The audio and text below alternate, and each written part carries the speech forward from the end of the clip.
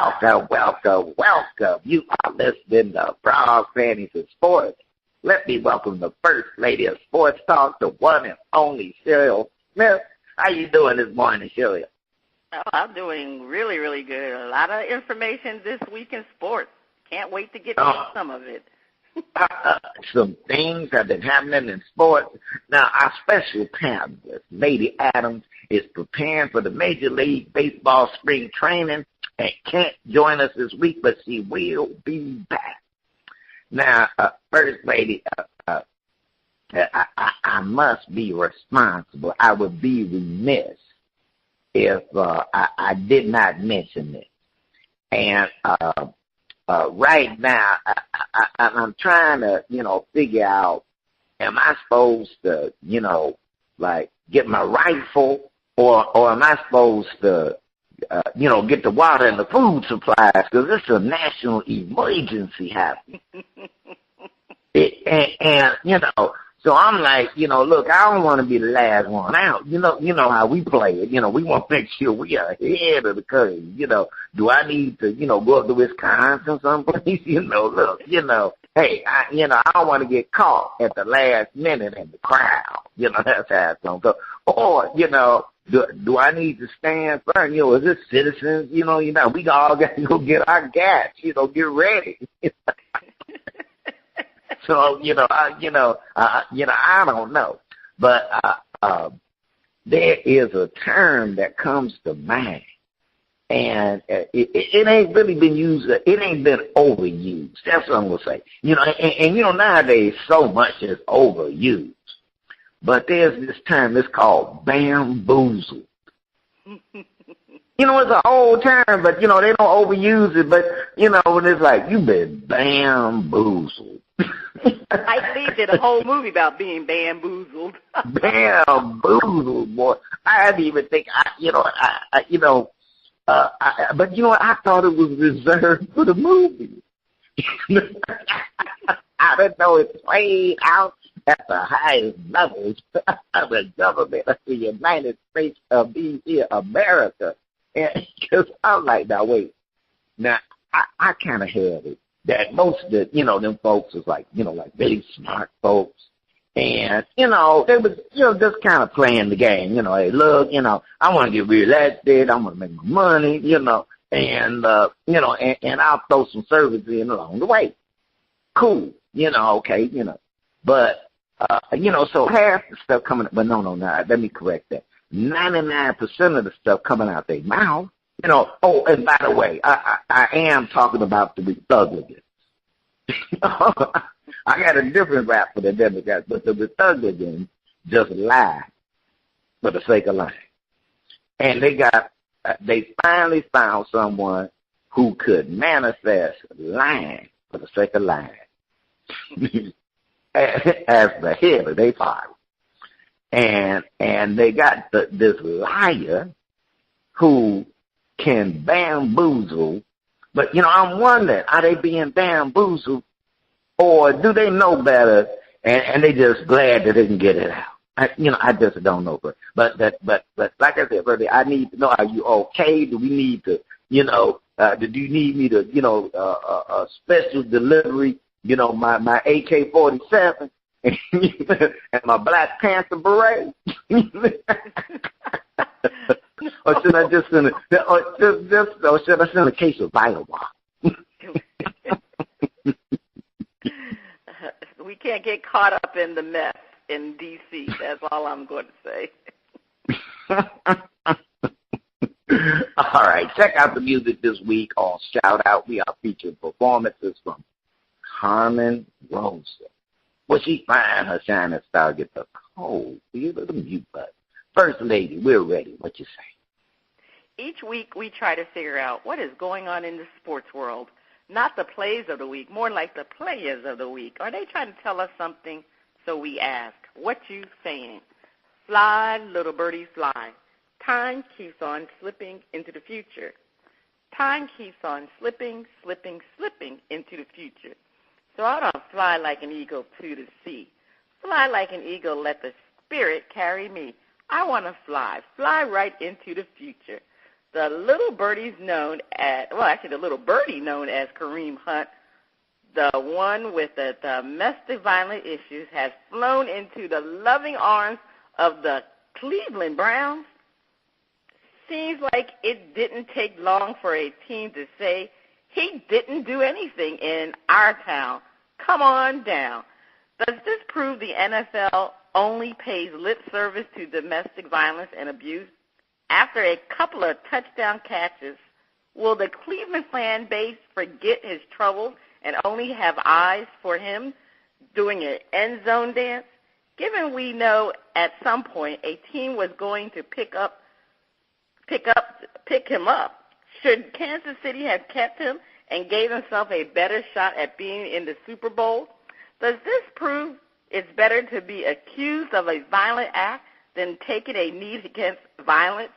Pan Oliver, Lisa Salter, Cheryl Miller, and the Steve Miller Band are asking what you saying. You knew that a team would take a chance with Kareem Hunt because of his talent. He was young and very talented. The Chiefs let him go because he lied to them about what happened when the GM and the coach directly asked him about the situation. So I think they would have kept him if he was more, if he told the truth, to be honest with you. It's the integrity that they looked at. But, of course, you know, if they had kept him, they would have had a better chance to go to the Super Bowl. But like I said, they felt the lack of trust superseded. You know, they didn't want the lack of trust to supersede winning. You know, they felt, you know, it was a very good move because they just felt integrity was more valuable than a Super Bowl. So, hey, I got to give kudos to the Chiefs. They looked at integrity over winning a Super Bowl because God knows if they had Kareem Hunt, they definitely would have beaten Tom Brady and the Patriots. But I don't fault the Browns for signing Kareem Hunt either. I mean, you had to take a chance because several other people were let back into the league with problems. I mean, look what Washington did. You know, how many times they go to Reuben Foster, he was hired back. So, yeah, the original person who did domestic violence, Ray, well, I forgot his last name. It's so long ago. But anyway, Ray Rice. Yeah, Ray Rice. He, the reason why he wasn't back in the league, because he was an old running back. And we know what happened to running backs. So yeah, you want to say the NFL, they overlook things? Yeah, they overlook things. And trust me, the Browns fans, they are so desperate for a win that they're going to overlook what Kareem Hunt did, you know, especially when he starts scoring points. Fans are resilient. They are more tolerable to a player with domestic abuse versus any other violation because, you know, they ripped Tom Brady for Deflategate. That's all they kept talking about. Tom Brady was a cheater for Deflategate, but they look at Kareem Hunt and they're going to say, well, you know, he just had a little incident. So it's sad because, you know, if a player has domestic violence charge, it's a shame that he has a better chance back in the league than a player like Colin Kaepernick, who really stood up for a cause, and more importantly, he sued the league. And we'll talk about that later. But, I mean, it just seems like the people who are doing these domestic violence acts, they're being let back in the league. So, yeah, the NFL, they are really turning their heads to domestic violence. It's a shame. And the thing, though, even though Hunt signed with the Browns, the league is still investigating his situation. I really don't know why it's taking them so darn long to investigate. It's really crazy. I don't know who's on their investigation team. I mean, darn, you can look at the video. That's all you got to do. How long does it take to look at a video? I mean, he pushed the lady and he kicked her. So he's on the commissioner's exempt list until a decision is determined. But trust me, the decision will be determined that he's going to get suspended for 6 games because that is what first-time offenders are suspended when they are found guilty of the domestic violence policy. And like I said, the video clearly showed that. So to me, it's a low loss, great win for the Cleveland Browns, because once Kareem Hunt is off of the commissioner's exempt list, he'll be able to play again after that six-game suspension. So I'm looking forward to when Kareem Hunt comes back, and I'm gonna tell you something: the Cleveland Browns definitely will be making the playoffs next year. Uh-oh, Pittsburgh fans, y'all better be worried, because somebody got to slip. All right, First Lady, I was looking at the situation, and it's just interesting, though. The Kareem Hunt, gets picked up by the Browns the same week that Colin Kaepernick settles. And, not that the two have anything together, but it's just interesting because it sets up that, you think about it, here it is, the thing that Colin Kaepernick did was take a knee to protest violence, and specifically men of color being killed by police, and not just killed, because some of them don't die, but they injured for life, by quick gun police, and that ain't every police. It's the ones that do that, and had it co-opted. Because remember, he spoke with a Navy SEAL and said, "What's the way to do this where I'm not disrespecting the veterans, the flag?" And they said, "Oh, you take a knee." That's like universally accepted, I'll say, with people of honor. And that got co-opted by the king of the liars. Anyone just take your stuff right here? And got turned around into got turned around into a situation where all of a sudden he a bad guy. So, but I put it like this: if you're an NFL player, the First Lady just told you the deal, and the deal is this: go straight to admitting to it. You know what? I was tripping. I did it. And I'll take whatever repercussions. And shut the hell up. I did it. What's the tough man? I did it. I ain't trying to. I did it. What you want? Here, take it. I did it. And because then you're gonna be looking at, well, instead of giving you that 6 months, because you made us go through all the investment and all that other stuff, you just said take everything now. How soon can you suspend me? You might end up getting less than the quote, because mandatory is always a matter of discretion. Because after you do 2, and they go, well, hey, you were jumping, to get clean or whatever. But see, we know that a whole lot of dumb folk, and most of the dumb folk are the ones who do stupid stuff like domestic violence in the first damn place.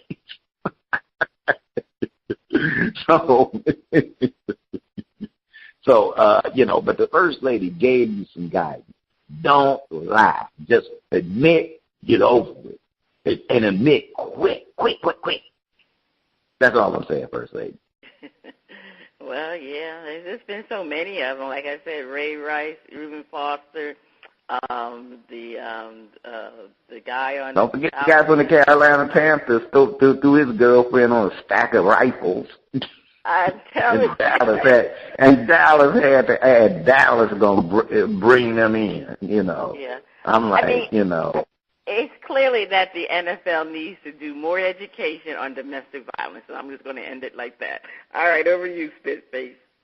Yeah, they don't need no more. They know what domestic violence is. It's stopping the domestic violence. Well, they need some more education. These boys, they don't need education. They need a psychiatrist. Well, they need mental health professionals. All that you want. I'm back. I've been here for years, rocking my tears and putting suckers to tears, making the tears rain down like a monsoon. Listen to the bass go boom. Explosion, overpowering over the competition. I'm towering. Record shop when I drop these lyrics to make you call the cops. Don't you dare stare, you better move. Don't ever compare me to the rest of the August slice the dice. Competition paying the price. I'm gonna knock you out. Huh. Mama said knock you out. Huh. We are not talking about Jamil Hill, Cherry Champion, or Sage Steele. We are talking about the knockout punch landed on Dale Demps, who is now the ex-GM of the Pelicans. Dale had nine seasons to make something happen with the Pelicans. And all he can show for his efforts is a promising superstar wanting to be traded, and no chance, did I say no chance, of the team making it to the playoffs. Is the reason for the Pelicans' struggles more about the market they play in than whoever is the GM? Will the Pelicans ever be able to do what the Saints did, win a championship and have the fans eager to watch? Should the Pelicans study the San Antonio Spurs, a supposedly small market team? Yeah, San Antonio is the 8th largest city and metro area in the country, but it's considered a small market. Yet they've over the years attracted tons of talent, tons. Lucina Anderson, Christina Pink, and Christy Winter Scott. I ask him, what you saying? First Lady, New Orleans, I remember when people went to the Saints, they called them the Aints, and they wore the brown paper bags over their head, showing up at the game. But, you have to look at a fan who would, they bought a ticket. They bought a ticket so that they could go there, and they to put a paper bag over their head. But that's how loyal I say that New Orleans, the people in New Orleans can beat for their teams. That's a level of loyalty. As bad as the Saints were, they had fans. And they fans booed they bad asses for years. But they kept showing up, and eventually, the right pieces came together, and the trade, Drew Brees, Phillip Rivers, and the Brees could have went to Miami, and which would have been great. But actually he did good. He got him a Super Bowl in New Orleans, and lifted the city and all that. And and the great story. Well, sometimes stuff got to come together. But I think that that it's not Dale Demps. He made some moves that were right now kind of moves, whatever, so we could critique the hell out of him being a GM. But I think for the players, not enough by ownership, and this includes the manager, of really doing like San Antonio, where they were like, hey, we're going to build a tradition of winning, and the fans will come. Now, it's easy to say, well, hey, yeah, you win, but I mean winning where, like you might be the last seed in the playoffs, but you're getting there. The fans will stay with you. But the other thing is they have to find a way so that that the only way they can get a big-time player is if they draft them. They got to be able to draft and get something. And some things can't just be because I pay you. Because we've been seeing how it goes in the NBA. Yeah, you paying me, but I don't want to be here. So the players go, hey, that's the deal. All I got to say is, I don't care how much you paying me. I don't want to play. And that's it. End of story. They're going to have to make a deal. So, but there is something about the way the San Antonio Spurs dealt with the small market team thing. And I think that's what they're going to have to get together to get the talent. And they'll find that they will have all they got to do, they hit one time, it'll be just like New Orleans, where, hey, look, you know what? Now you going on. That base is just gonna be with you. And first base, what you say? Well, unfortunately, New Orleans is a football town, and the Pelicans do play in, I believe, the smallest market in the NBA, but their struggle really, to me, has nothing to do with the fact that it's a small market. It's about the GM, Dale Demps, not the market. He has made some bad player personnel decisions over the year. I mean, after drafting Anthony Davis in 2012, Demps did a horrible job of drafting and retaining picks, and he made some bad trades. I mean, I really needed to see what the issue was. So I really delved in today to look at what has happened to the New Orleans Pelicans, because we all know the first part was when David Stern blocked that trade for Chris Paul. And to be honest with you, it's a good thing he did it, because that trade would have been disastrous for the Pelicans, to be honest with you. Mm-hmm. But since Dale Demps been there, okay, let's look at it. Anthony Davis was drafted in 2012. That's a great pick. He's a franchise cornerstone that you need to build around. Okay, the following year, 2013, they drafted Nerlens Noel. But later on, he was traded in 2014 for Drew Holiday, along with a 2014 first-round pick. Now, Drew Holiday is a player, he's a baller, and I think that's a good cornerstone. That was probably the best trade that he made. It did come a little costly because they lost their 2014 first-round pick, but for Drew Holiday, it was worth it. But then, this is where it got really bad for Demps. In 2000, they traded their 2015 pick to Houston for Omar Aziz. You remember Omar Aziz? I remember that time. He was sitting on the Houston bench and complaining that he wasn't playing. He wasn't good enough to play, and they traded him a first-round draft pick for him. And then they drafted Buddy Hield in 2016, but what happened was Buddy Hield was later traded to Sacramento Kings for Boogie Cousins. And in addition to Buddy Hield, they sent their 2017 pick. So where are we now? They don't have no more picks other than Drew Holiday, if you look at that. And then you send Buddy Hield to Sacramento for Boogie Cousins. Now, Boogie Cousins was a good deal, but Boogie Cousins got injured. He tore his Achilles. And then after he tore his Achilles, they didn't re-sign him. And I think that's the mistake that Dale Demps made. And I understand why you don't want to sign an injured person, not knowing how a big man's going to come back from an Achilles tendon. But come on now, they could have at least given him a 1 to 2 year contract. It didn't have to be the max. He was never going to get the max. But they had to double down on their deal because they had traded Buddy Hield. So now you didn't re-sign Boogie Cousins. Then in 2018, you traded your 2018 pick to Chicago for Nikola Mirotic. Now he was a good player along with Anthony Davis, but then you traded Mirotic to the Bucks this year for 2 second-round picks and Stanley Johnson. So he should have been fired a long time ago because I mean really, he should have been fired a long time ago. Now, first lady, so much for Black History Month. I just think to me the big deal. You were defending them NFL coaches, but the NBA, you ain't got.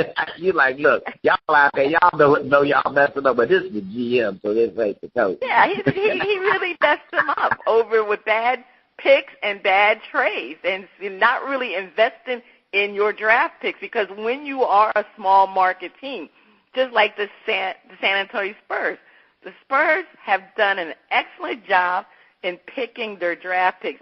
They really capitalized off of their second-round draft picks. They turned their second-round draft picks into stars. Manu Ginobili was a second-round draft pick. So that's what you got to do as a small market. You got to make prudent trades and do well with your picks. And unfortunately, Demps didn't do neither one of those things. And the way he handled the Anthony Davis situation also was a problem, because he should have sat Anthony Davis, because that situation with him leaving the stadium, leaving the arena to go get an MRI without, supposedly Demps knew that he left.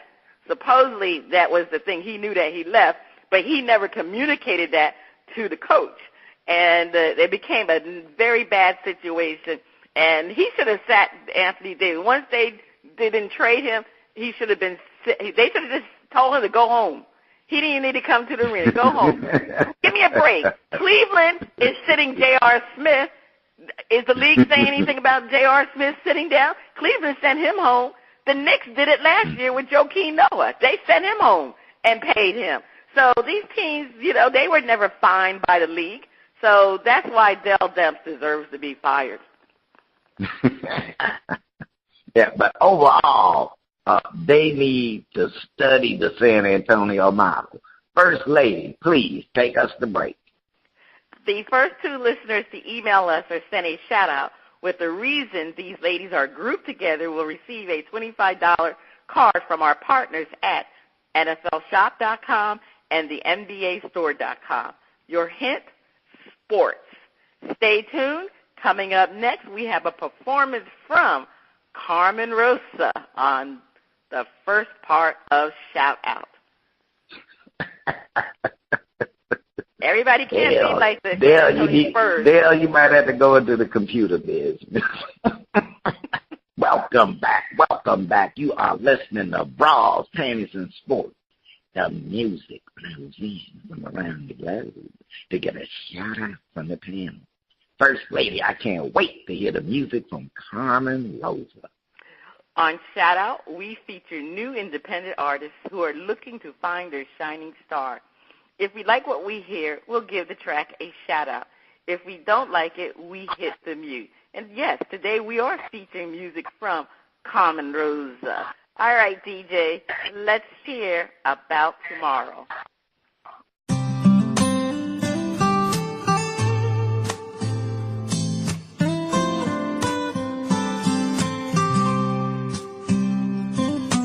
You don't know about tomorrow. Be here now. Close your eyes, you'll be fine. Feel the wind blowing. Listen to the sounds around you. Just love with all your heart. Take time to hug.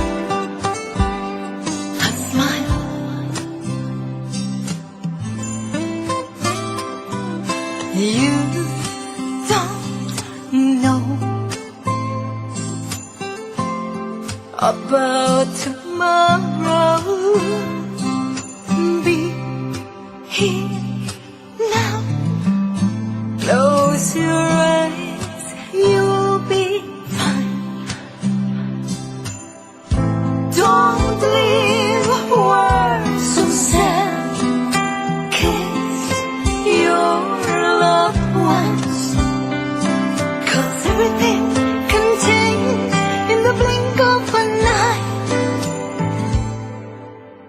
So today, maybe your last chance.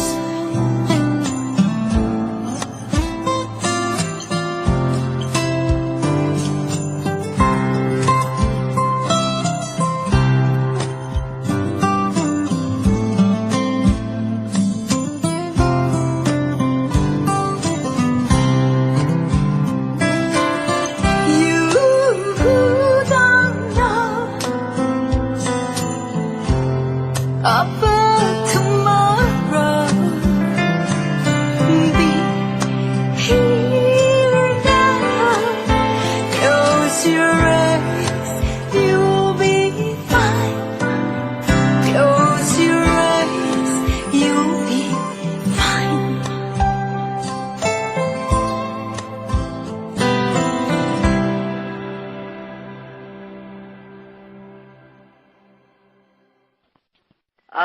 right, that was short and sweet. She has an angelic type of voice, Carmen Rosa. Very soothing music. So I'm going to shout it out. I like the song. Like I said, it was a short track, but it did show and display her nice, very soothing voice, very sweet voice, and the words of the song is definitely inspirational. So I'm going to shout it out for Miss Carmen Rosa. Spitface, what did you think? You're going to shout it out, okay, because you can actually understand the words. and they didn't stretch the song out well. You know, the song is short, so we need to put in all this extra stuff to make it longer, and it don't work. So I'm glad that they knew where they were going with the song and said, this is how we're going to do it.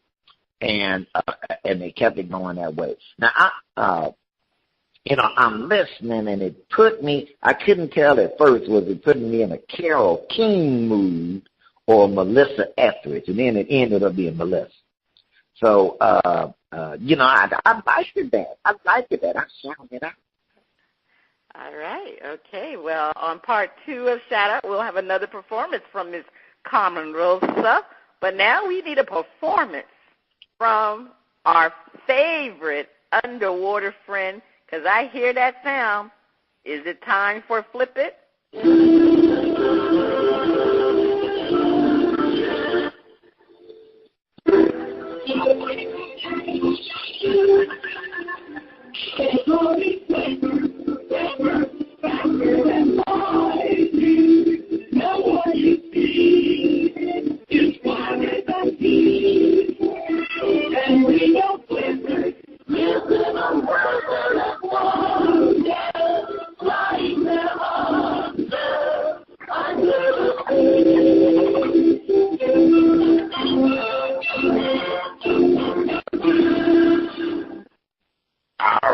All right. It is time for Flip It, where our host defend the view and then flip the script and defend the opposing view. First Lady, we spoke on it a little bit earlier.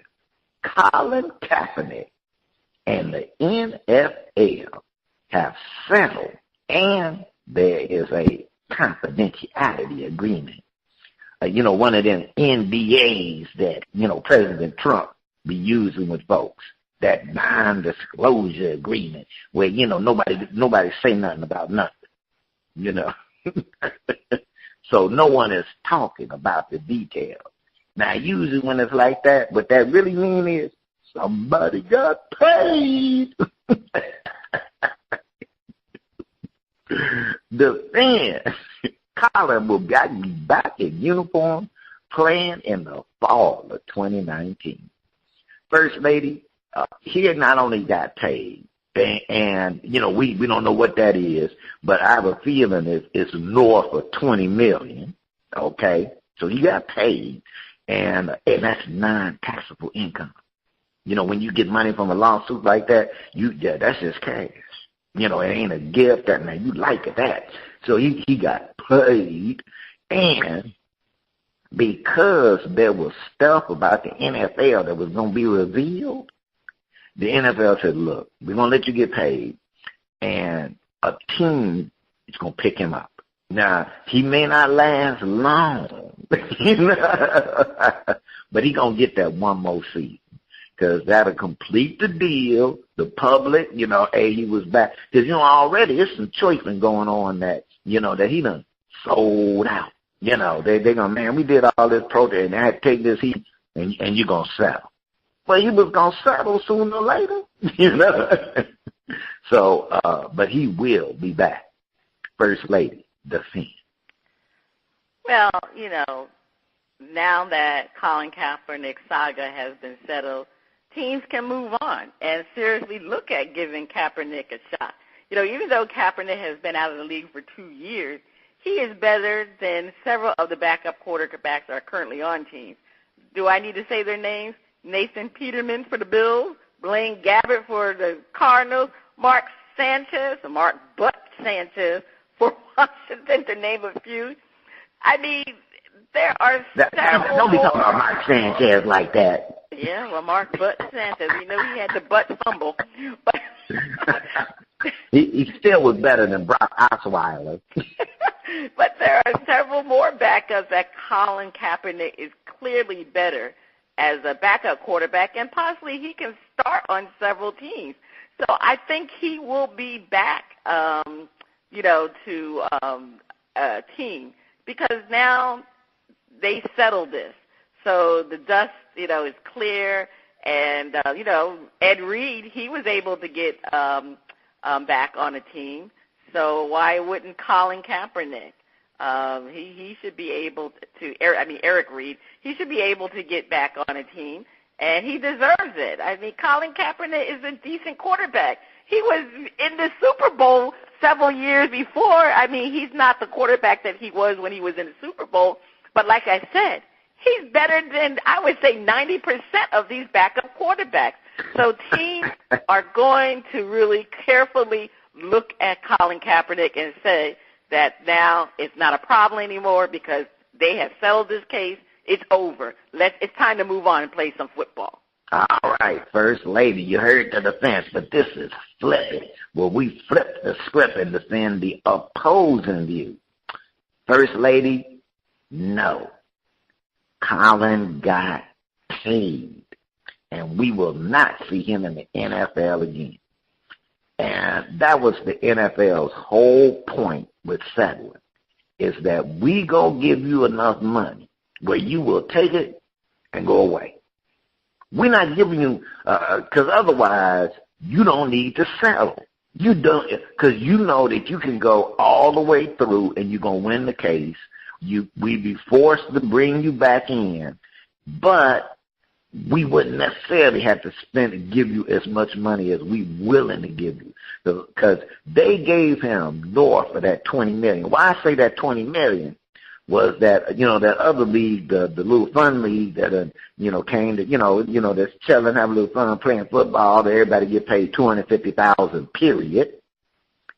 He told them he needed at least $20 million. So to me that was a hint as to what he thought he should get recouped and how it should end. And now the main reason other than that he won't be on the NFL team is because if he play again, he want to play on a team where he got a legitimate chance of being a star.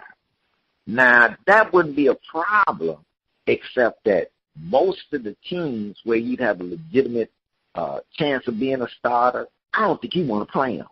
They ain't got no lines. they ain't got, they got so many flaws that it ain't going to be the quarterback going to be running for their life. So it's like, man, I've been out of here for 2.5 years. I done got paid. I'm going to keep getting paid because Nike going to keep promoting me. And you know what? Do I really think I'm going to come back and be in the Super Bowl again? That's the thing. Do I think that wherever I land, that I'm going to have one more shot to be a Super Bowl? Because everybody, you want to win a Super Bowl once in your career. But, hey, his situation, I don't get he can see that. And to just be on a team, he ain't coming back. He ain't coming back. First Lady, defend. Yeah, why would he come back? I mean, the rumor around town is that the streets are saying that Colin Kaepernick got paid between $60 to $80 million. That's what they're saying now. We will never know the real amount he was paid because of the confidentiality agreement. But we know that amount will eventually come out. I got my scouts on it. I got my scouts on the First Lady. Yeah, it's going to come out. I got my detectives. I hired them detectives that Donald Trump hired to find Obama's real birth certificate. Okay. I got them on the case. All right, good. But I'm quite sure as part of the agreement, Kaepernick probably agreed not to play in the NFL again. I mean, it was part of the collusion. But it didn't matter. He's not going to play again. I mean, the NFL wanted to end this nightmare, and Colin Kaepernick and Eric Reed, became, they wanted to end it because the collusion case was just dragging too long, and more importantly, they did not want to release the emails and memos of the teams because it would have been public knowledge eventually, and it just would have been a negative publicity. So, they said they're going to settle, and we just going to go enjoy this money now. Eric Reed, he just signed a extension with the Carolina Panthers. So fortunately for him, he can go on and play again. But I don't think Colin can do it. They're just not going to let him back, even though they paid him. I'm quite sure he agreed not to come back and not to try out for a team. So he just needs to go do whatever he needs to do and spend that money because he definitely got paid. Hey, that's other than winning the Super Bowl, that's the name of the game. All right, First Lady, please take us to break. Stay tuned. Up next, the funnies and our favorite underwater friend on Flip It Part 2. Flip it. No, the national emergency has nothing to do with our underwater friends. Okay, y'all, it's okay. You ain't got to worry about it. They are not going to mine the harbor. We are not being invaded. Okay, I just want to make sure you okay, Flip. All right. Now, look, go get me a donut. Welcome back. You are still listening to Bras, Panties, and Sports. It's time for the funnies. Spitface, over to you. First Lady, there are times when I go, folks, I always say you should not do criminal stuff, especially if you kind of like not a lucky criminal. The police now, I would have thought that this would have been in California for some reason, or, of course, down to Florida. Police seize cocaine. Now, they seize some cocaine disguised as Lunchables in Ohio. The Ohio State Highway Patrol said, here's that said 2 Florida men are facing charges after they were found to be transporting more than 4 pounds of cocaine disguised as Lunchables. The Highway Patrol said troopers pulled over the rented 2018 Ford F-150 for speeding and making unsafe lane changes on the Ohio Turnpike in Wood County while we're transporting the 4 pounds of cocaine disguised as Lunchables. The driver was found to be carrying a loaded .380 handgun, and a search of the vehicle discovered 2 boxes of Lunchables were concealing more than 4 pounds of cocaine. The driver and his passenger were booked into the Wood County Jail on first-degree felony charges of possession and trafficking in cocaine. Now, that is why I say that, folks need to look at whether they're going to do criminality. Because it was the part about the speeding and making unsafe lane changes on the Ohio Turnpike with 4 pounds of cocaine. Now, I wonder that why doesn't the criminal element figure that, you know what, I need to, chill so that I don't draw no attention where I'm going to be pulled over because I got 4 pounds of cocaine.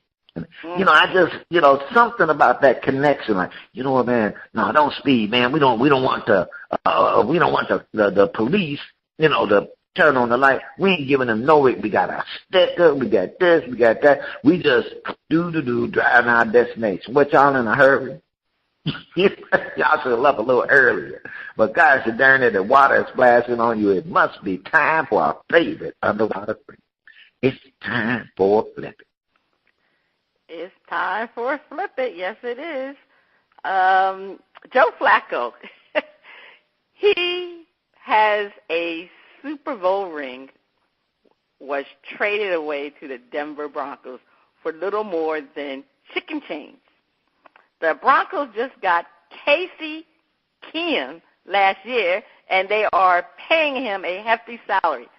Now, you add Joe Flacco into the mix, and he has a hefty salary, something must give.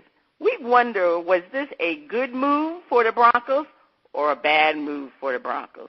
Panel defend.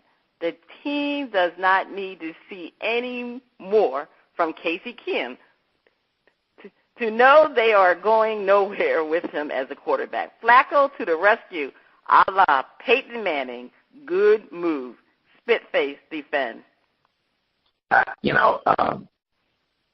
Casey had a great year in Minnesota. He had a great year. And I think he solidly proved that he could be that quarterback to step in when you got a true starter. If something happened, the guy get injured, he is and win you some games.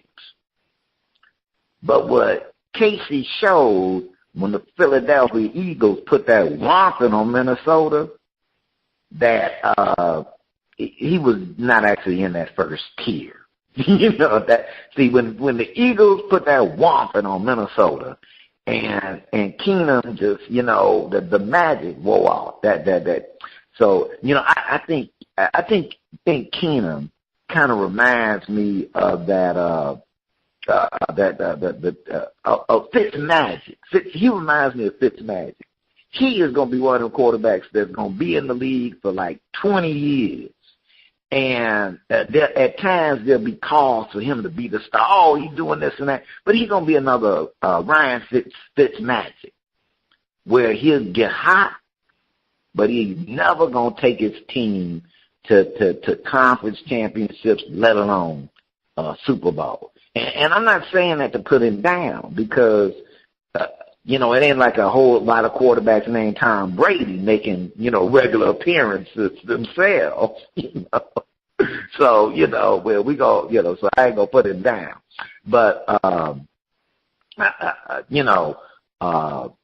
this is probably a smart move, because just like they brought Peyton Manning in, he knew how to manage the game and not make mistakes.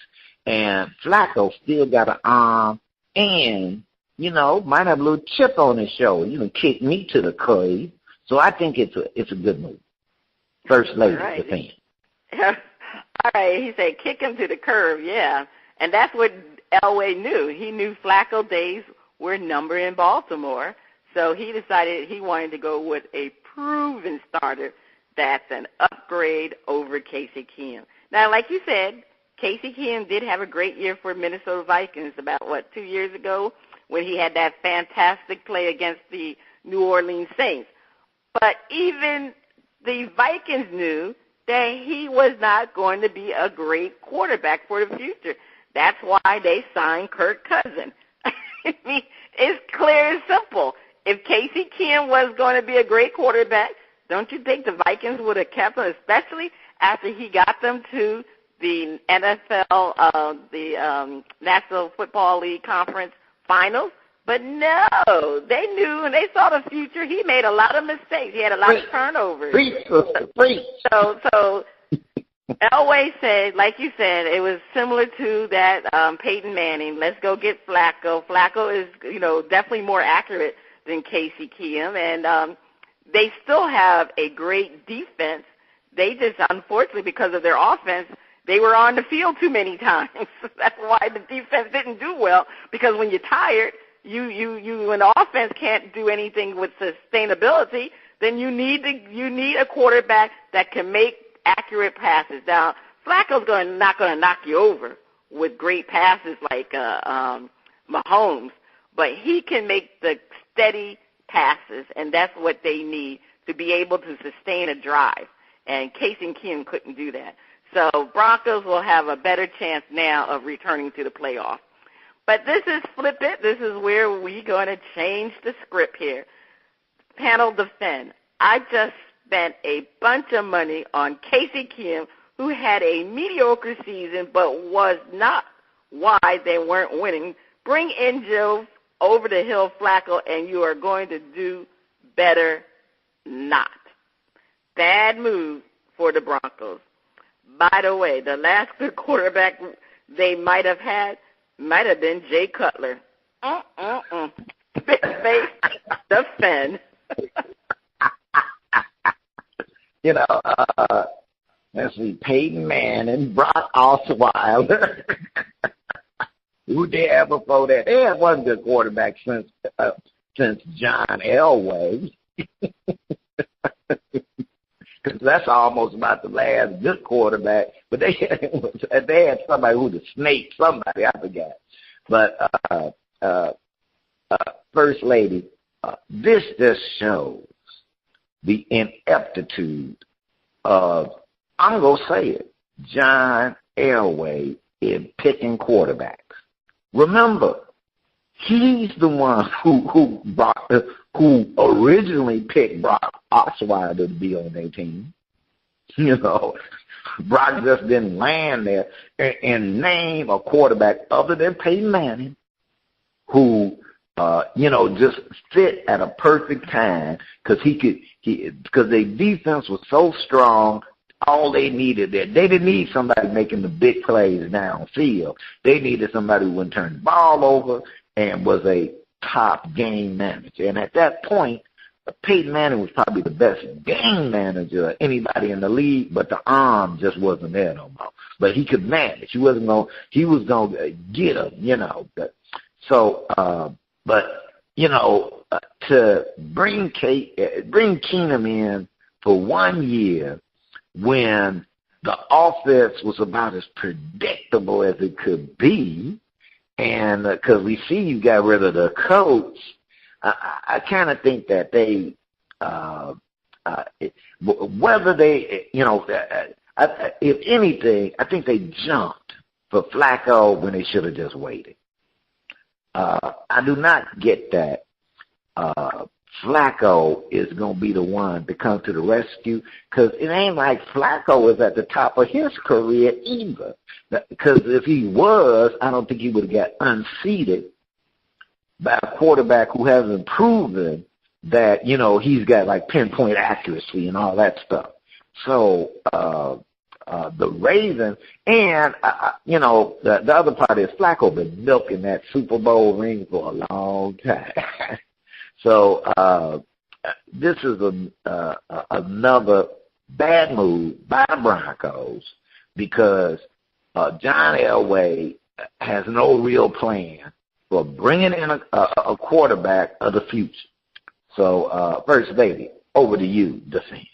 Well, you said it best, Spitface. It all falls on John Elway. I mean, like you said, he is just a bad judgment when it comes to quarterbacks, and you would think he would be doing a better job since he was a quarterback. I mean, like you said, Brock Osweiler, and how could you forget about Paxton Lynch? He drafted Paxton Lynch. Wait. Yeah, see, you can forget about him. 2016. He was out of the league in 2018. They just told him, they released him and decided to pay him the money to go away. That's how bad he was. And, of course, Casey Kim, he picked him last year. So I don't understand it. Now he wants over-the-hill Joe Flacco. I mean, this man has had hip problems. That's the reason why he wasn't playing. He was injured. And then Jackson took over his spot, and the Ravens didn't want to put him back in. So why would John Elway want the Ravens leftover? I mean, Colin Kaepernick, 2 years removed from football, is a better choice than Joe Flacco. Let me tell you something. I would even take John Elway himself, and he could suit up and be better than Joe Flacco. You need to suit up. This is such a bad move. And you know something else, a bad move? The ownership needs to start reevaluating John Elway as their president. Trust me on that. All right, Spitface. What you got cooking with the jambalaya? Is it going to be spicy or is it going to be mild? You know what? It's a mix. It depends on where you put your tongue at the right time. Now, we have a special mix for our panel. If 4 out of 5 people suffer from diarrhea, if 4 out of 5 people suffer from diarrhea, does that mean 1 enjoys it? Okay. All right. Hey. How does this relate to Stephen A. Smith of ESPN being blasted in the media for his lack of football knowledge? First lady, now, when you got the pros, like your peers who are regarded as the pros, and they just start going, look, dude, you don't know what the hell you're talking about. And you keep on rambling. That is when you have to look and say, you may be suffering from diarrhea of the mouth. You're just talking too much crap. Without, doing, and it kind of,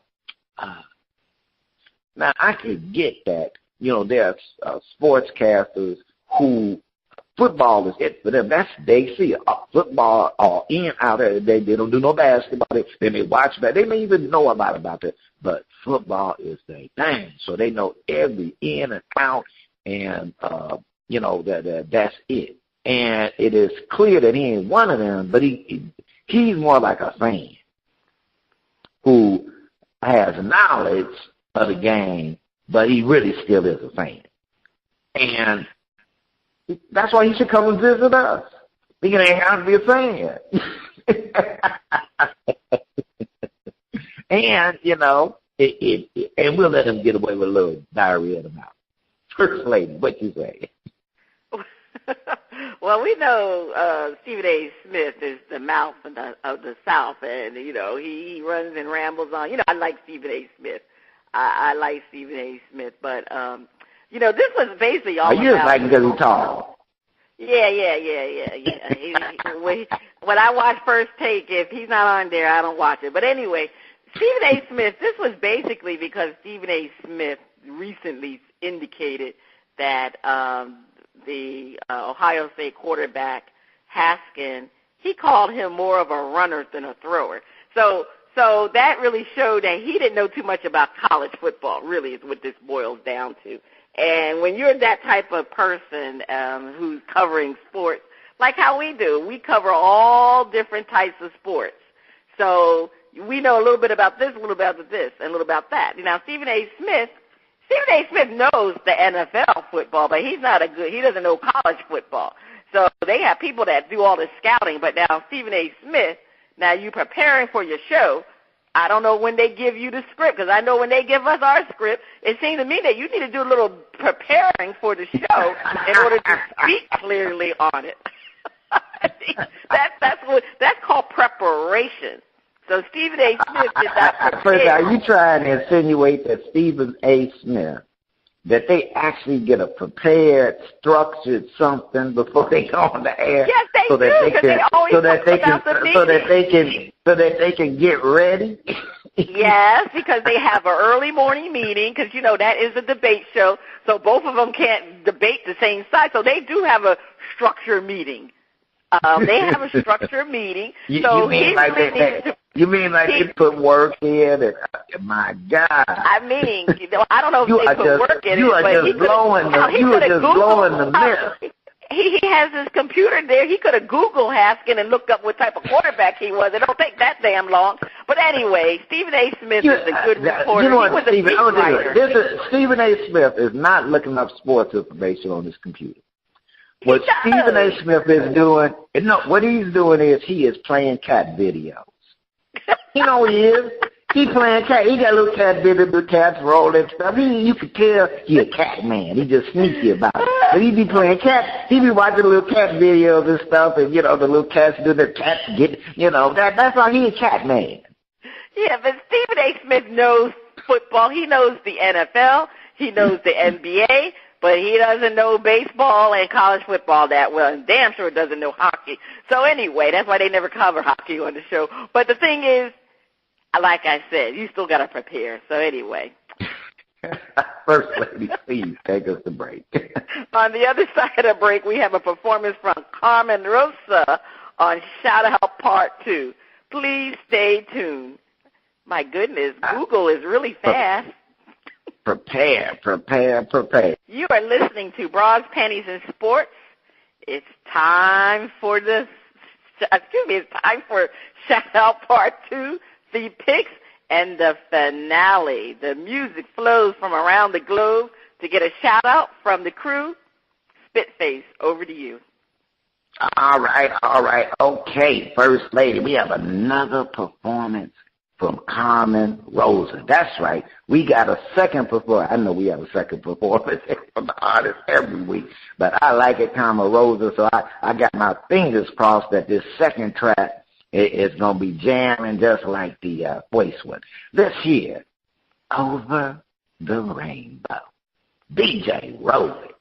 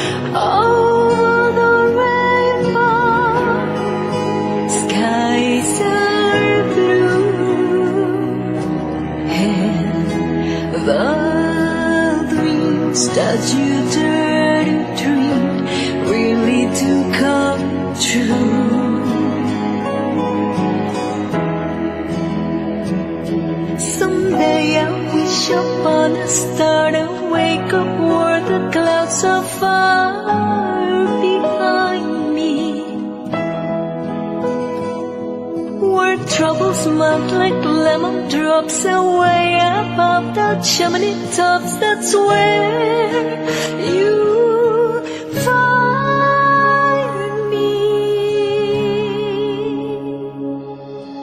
Somewhere over the rainbow, bluebirds fly, birds fly over the rainbow. Why, and oh, why can't I?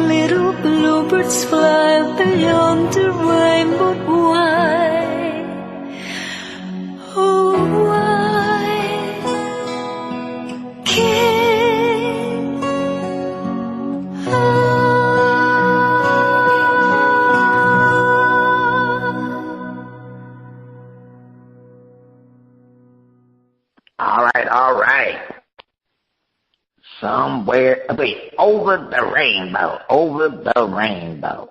And First Lady, is the track getting a shout out of the mute button? Oh, that just brings a little goose up. I just love that song. I mean, I haven't really heard anybody mess that song up, to be honest with you. It's such a simple, beautiful, meaningful song, and she did a good job with it. Like I said, her voice is very angelical. It's very soft, you know. I like it. I'm going to shout it out because that's a beautiful voice. You can't just mess that song up. Have you ever heard a bad rendition of Somewhere Over the Rainbow? More than I care to remember.